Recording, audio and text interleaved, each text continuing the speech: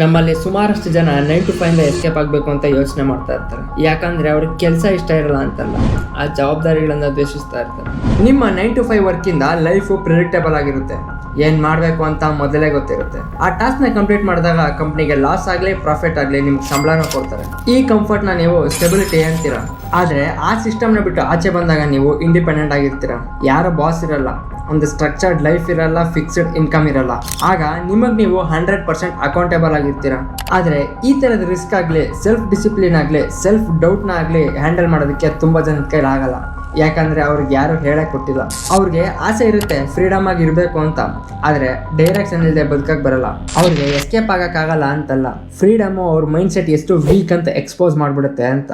Escaping 9 to 5 ಅಂತಂದ್ರೆ ನಿಮ್ ಕೆಲಸ ಬಿಡಬೇಕು ಅಂತಲ್ಲ, ನಿಮ್ಮ ಬ್ರೈನ್ ನ ಅನ್ಸರ್ಟನಿಟಿಗೆ ಟ್ರೈನ್ ಮಾಡೋದು. ಇದನ್ನ ಟ್ರೈನ್ ಮಾಡೋವರೆಗೂ ಪ್ರತಿಯೊಂದು ಎಸ್ಕೇಪ್ ಪ್ಲಾನ್ ಒಂದು ಭ್ರಮೆನೆ.